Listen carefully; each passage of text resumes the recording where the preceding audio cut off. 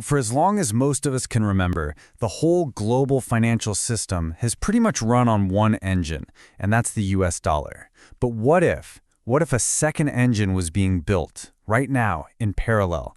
Well, that's exactly what we're going to dive into today. We're talking about China's incredibly ambitious plan to build its own financial system and what that could mean for everyone. Okay, so the first question you've got to ask is why? I mean, why would you go to all the trouble of building an entirely new financial world from scratch? It seems like a monumental task. Well, it really boils down to two very powerful, very different motivations. All right, so the first reason is kind of offensive, you could say. It's a straight-up challenge to the dollar's reign.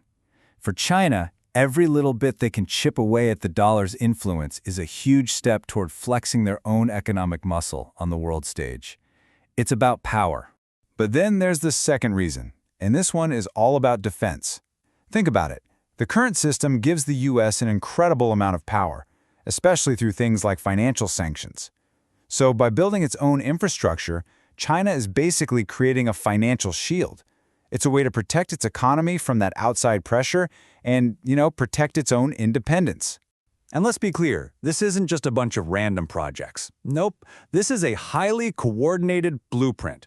We're talking about a long-term, strategic plan that's been designed to very methodically reshape global finance as we know it. So when we use this term parallel financial system, what do we actually mean? Well, think of it like this. China is basically looking at every single critical piece of the puzzle of global finance, the big institutions, the payment networks, you name it, and they're systematically building their own versions. The goal? To have a system that can run completely on its own, totally independent of the Western, dollar-dominated one. Okay, so to really get how they're pulling this off, we need to look at the building blocks. Let's call them the pillars of power, the core components that are holding this whole new structure up. And it all has to start with the currency itself, right? The renminbi, or RMB. And look, this is not some new idea. This has been a slow, deliberate, step-by-step project for more than a decade now. It really started heating up around 2008, when China began this methodical push to get the RMB used more around the world. First for trade, then for investment, until they hit this massive milestone in 2016. That's when the RMB was officially included in the IMF's super exclusive currency basket. A huge deal. But, having a global currency is kind of useless if you don't have the plumbing to move it around the world efficiently. And that's where this next pillar comes in, SIPs. Now, you've probably heard of SWIFT. That's the network that handles most international bank transfers. Well, SIPs is basically China's answer to that. It's a system designed from the ground up to clear and settle payments in renminbi directly. And the sales pitch is that it's faster and cheaper. And don't think this is just some pie-in-the-sky idea. It is absolutely gaining traction. I mean, just look at this number. As of the middle of 2024, you're talking over 1,500 institutions across more than 115 countries, all participating in SIPs. That network is definitely growing. Okay, next up, you can't build a new system without new centers of power. And China has been very busy creating them. They've spearheaded brand new institutions like the New Development Bank, along with their BRICS partners, and the Asian Infrastructure Investment Bank. And the purpose here is crystal clear, to build direct, viable alternatives to the big Western-led players like the IMF and the World Bank. The fourth pillar is all about strength in numbers. It's about forging new alliances. A perfect example of this is something called BRICS Pay. This is a payment system being cooked up within that expanding group of BRICS nations. The whole idea is to let member countries trade directly with each other in their own currencies, which of course creates yet another powerful way to bypass the US dollar. And that brings us to the fifth, and maybe the most cutting-edge pillar, the digital frontier. We're now seeing China's own tech giants, like Alibaba, pushing for a yuan-based stablecoin. So why did that? Well, to jump into a massive, multi-hundred-billion-dollar global market, and to open up a brand new, high-tech superhighway for internationalizing the yuan.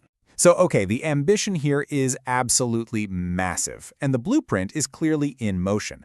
But let's pump the brakes for a second. The road to creating a truly parallel system is, well, it's not easy. In fact, it's littered with some enormous roadblocks. And the biggest one, by far, is just the sheer scale of the competition. I mean, the US dollar's dominance is staggering. It really is. Just look at the SWIFT system.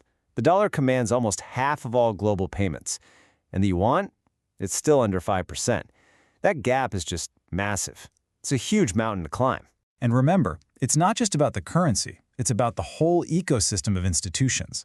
On one side, you have this deeply entrenched, established system, the IMF, the World Bank, SWIFT. And on the other, you've got China's new kids on the block.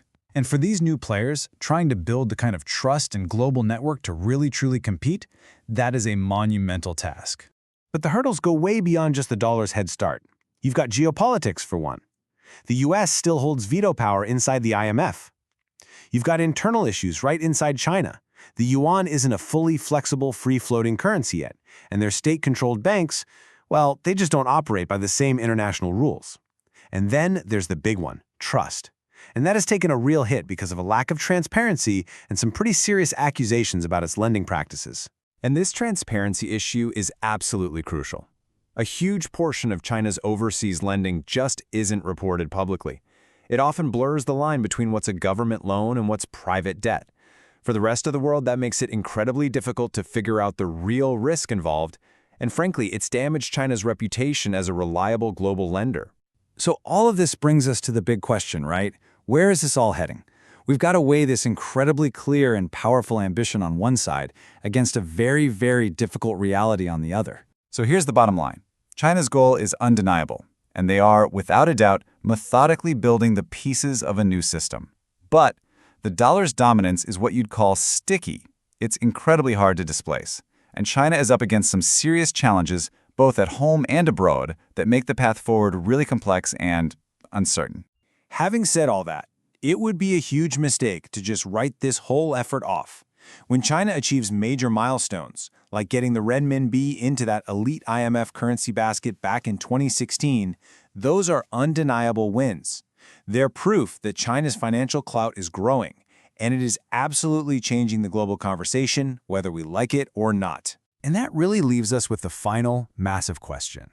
We are literally watching the construction of a second, parallel financial system happen in real time. So as these two systems continue to grow and evolve side by side, you have to wonder, is a divided global financial future simply inevitable?